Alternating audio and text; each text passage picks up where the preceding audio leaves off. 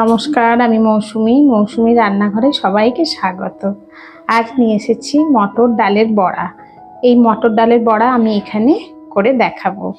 জানি আমি সবাই জানে, সবাই খেয়েছে, তবুও আমার এই রেসিপিটা আপনারা প্রত্যেকেই একবার করে কিন্তু ট্রাই করবেন।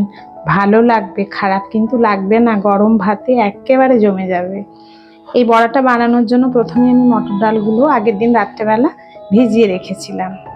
সকালবেলা ভালো করে ধুয়ে মিক্সিতে পেস্ট করে নিয়েছি। আর নিয়েছি নারকেল কোড়া, ওটাও আমি মিক্সিতে পেস্ট করে নিয়েছি।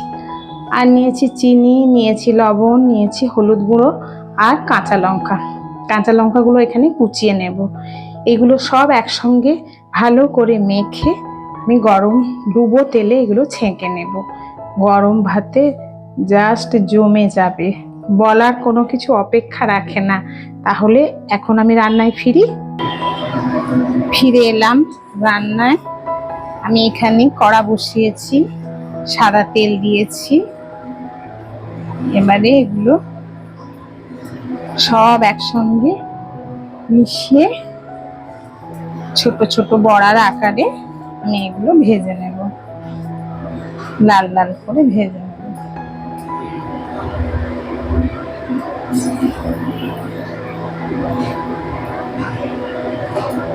খুব ভালো লাগবে, আপনারা সবাই বানাবেন, বানিয়ে গরম গরম গরম ভাতে খাবেন, দারুণ দারুণ লাগবে।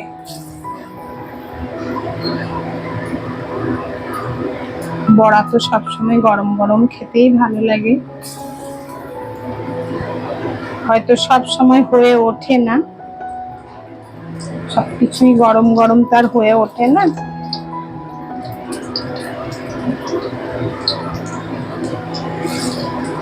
এইভাবে আমি সব বড়াগুলো লাল লাল করে ভেজে নেব। বেশি হিট দেব না, অল্প হিটে উল্টে পাল্টে আমি বড়াগুলো করব।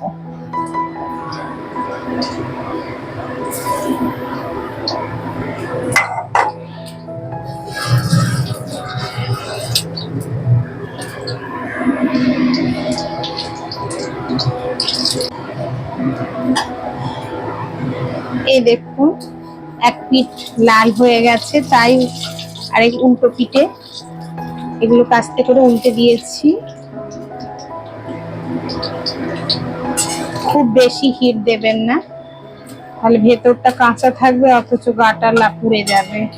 তাই অল্প হিটে উল্টে পাল্টে বড়াগুলো ভাজবেন, খুব ভালো লাগবে খেতে, দারুণ লাগবে। এখানে আমি সাদা তেলে ভাজছি, আপনারা সর্ষের তেলেও ভাজতে পারেন।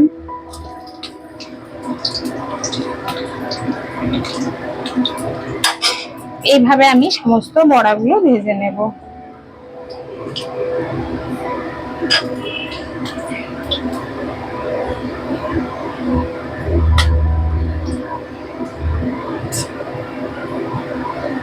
কি সুন্দর লাল লাল হয়েছে, দেখেছেন? দেখতে তো খুব সুন্দর লাগছে।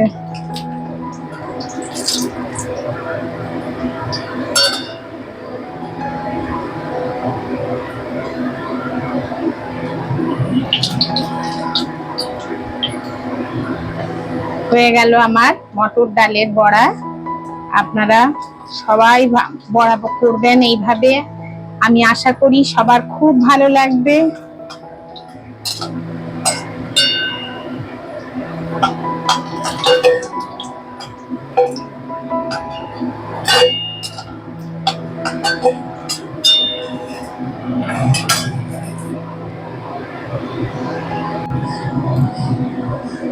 এই দেখুন, আমার সব বড়াগুলো ভাজা হয়ে গেছে, সব লাল, কি সুন্দর লাগছে দেখতে। সাইজগুলো সব একই রকম হয়েছে, ছোট বড় কিন্তু হয়নি। আপনারা সবাই করবেন, খেতে দারুণ লাগবে, অপূর্ব লাগবে। আমার এই রেসিপি একবার ট্রাই করে দেখুন, খারাপ লাগলে তখন না হলে বলে দেবেন, আর কোনোদিন করবেন না। আসি তাহলে, আবার দেখা হবে পরবর্তী ভিডিওয়ে। নমস্কার।